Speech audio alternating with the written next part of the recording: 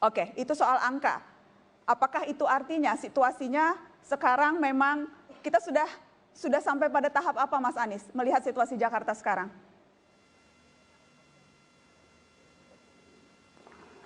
Dari awal situasi yang potensi dihadapi Jakarta ini tidak ringan, tidak sederhana. Di sini pergerakan orang begitu intensif.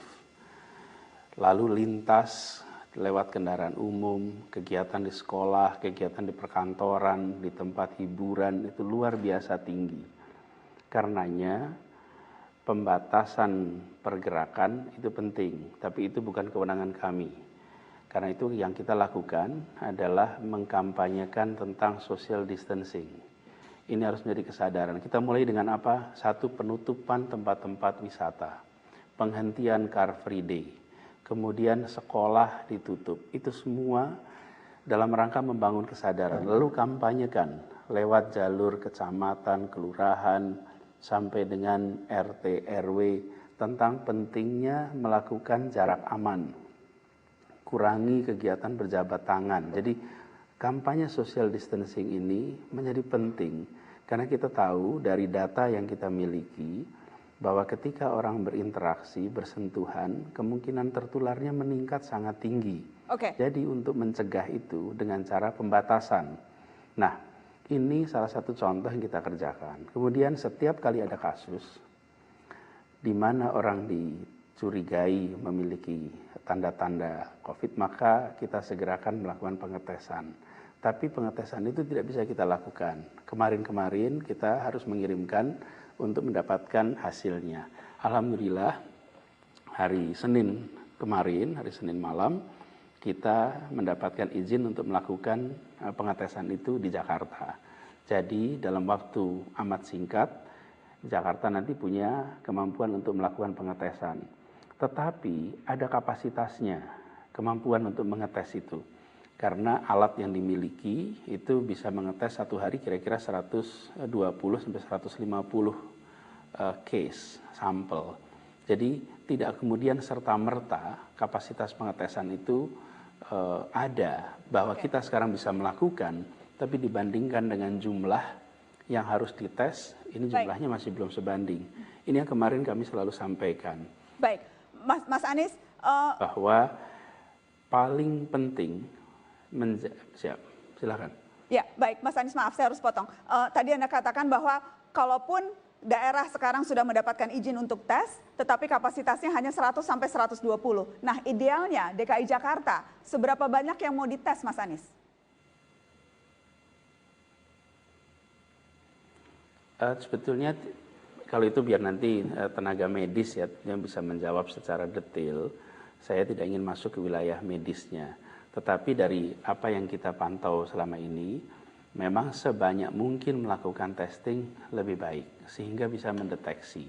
Ini pengalaman dari mana? Kita lihat dari negara lain. Saya sampaikan juga beberapa kali bahwa rute yang diambil mau di mana? Mau dibatasin oleh pemerintah pergerakannya, itu satu. Atau yang kedua, mau lakukan massive testing. Kalau lakukan massive testing, maka kita harus punya alatnya. Nah, ada alat testing kit yang sekarang sedang diusahakan untuk bisa segera sampai ke tanah air. Karena testing kit ini mudah-mudahan nanti akan bisa membantu mendeteksi dini. Dari situ kemudian baru dilakukan cotton swab yang pengetesan melalui hidung dan tenggorokan. Jadi ada sekarang ini saya tadi ketika bertemu dengan Kepala BNPB juga membicarakan tentang sesegera mungkin kita akan memiliki alat testing itu. Ketika alat testing itu ada, maka sebanyak mungkin penduduk harus dites. Baik, Mas Anies, saya ingin tanya soal kebijakan pengetatan sarana transportasi. Karena itu sempat ramai, Mas Anies, ketika mengurangi MRT misalnya atau di Transjakarta. Apa sesungguhnya tujuan kebijakan itu, dan kemudian ada yang menilai malah ini justru kontraproduktif karena ada antrean penumpang di mana-mana? Pertama soal antrean penumpang di mana-mana. Selama berminggu-minggu itu kepadatan ada dalam bis, ada dalam gerbong. Tidak antri di luar pun dalam gerbongnya berdekatan, padat sekali. Itu problem yang kita anggap masalah kita anggap diselesaikan. Tidak mungkin di ruang tertutup, gerbong kereta, gerbong atau di bis, padatnya seperti itu. Bila itu dibiarkan terus, disitulah letak potensi penularan. Karena itulah kemudian kita lakukan pembatasan, di mana jumlah yang masuk ke stasiun, jumlah yang masuk ke halte, dibatasi. Antriannya di luar. Memang antrian di luar ini, secara medis kita tahu bahwa berdekatan di luar, itu resikonya lebih kecil daripada dalam ruang tertutup.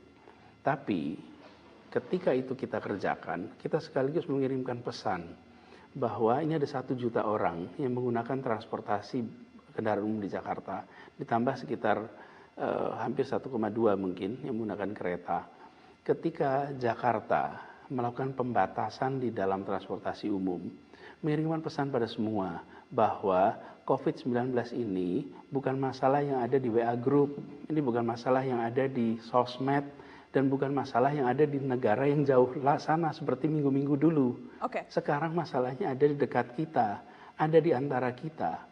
Karena itulah kita melakukan itu, dan apa yang terjadi? Kalau satu hari biasanya ada 1 juta penumpang.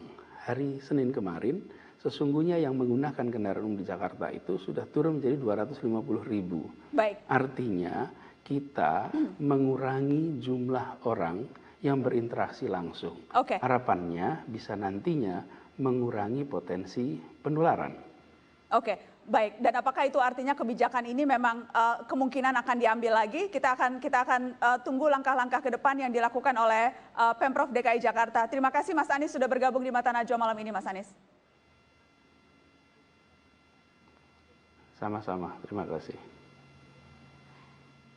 Baik, tetap di Mata Najwa, kami kembali sesaat lagi.